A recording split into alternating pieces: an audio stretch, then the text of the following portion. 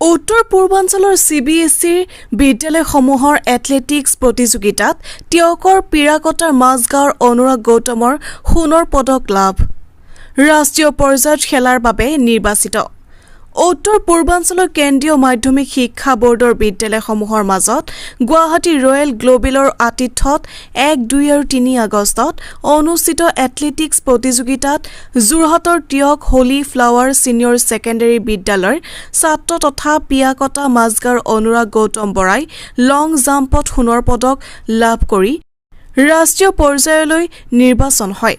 উত্তৰ পূৰ্বাঞ্চলৰ বিদ্যালয়সমূহ 1 নম্বৰ ক্লাষ্টাৰত অন্তৰ্ভুক্ত হৈ অনুৰাগ বৰাই এই সাফল্য কঢ়িয়াই আনে।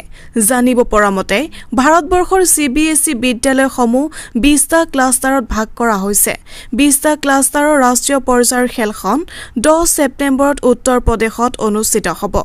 19 বছৰ অনূৰ্ধ্ব শাখাত হোলী ফ্লাৱাৰ ছিনিয়ৰ ছেকেণ্ডেৰী বিদ্যালয়ৰ অনুৰাগে সোণৰ পদক কঢ়িয়াই অনাত উত্তৰ পূৰ্বাঞ্চলৰ বাবে এক গৌৰৱৰ বিষয় হৈ পৰাৰ লগতে বিদ্যালয়খনো গৌৰৱান্বিত হোৱা দেখা গৈছে।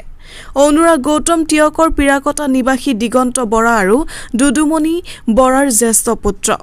ছাত্ৰজনৰ সাফল্যই যোৰহাট জিলাৰ বিদ্যালয়সমূহৰ লগতে অঞ্চলটো উৎফুল্লিত হোৱা দেখা গৈছে। নমস্কাৰ, মোৰ নাম অনুৰাগ গৌতম বৰা। মই হোলী ফ্লাৱাৰ ছিনিয়ৰ ছেকেণ্ডেৰী স্কুলৰ 11 ক্লাছত পঢ়োঁ। মই CBSE গেমছৰ ক্লাষ্টাৰ 1ত আণ্ডাৰ 19 কেটেগৰী লং জাম্পত গ'ল্ড মেডেল পাবলৈ সক্ষম হৈছোঁ। খেলখন গুৱাহাটী ৰয়েল গ্লোবেল স্কুলে হোষ্ট কৰিছিলে আৰু খেলখন চাই কমপ্লেক্সত হৈছিলে। মইতো ক্লাছ 9-10ৰ পৰা খেলিবলৈ ষ্টাৰ্ট কৰিছোঁ আৰু চব নিজেই শিকাওঁ, কোচ নাই।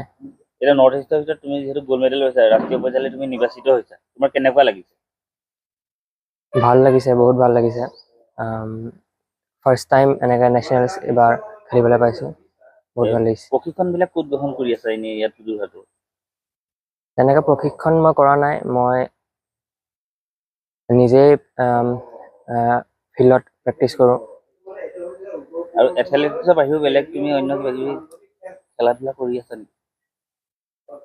এথলেটিক্স খেলোঁ আৰু ভলীবল, ক্ৰিকেট এইবোৰ খেলি ভাল পাওঁ। নমস্কাৰ, জয়তে আপোনালোক সকলোলৈকে, বিশেষকৈ খবৰ 24কে প্ৰমুখ্য কৰি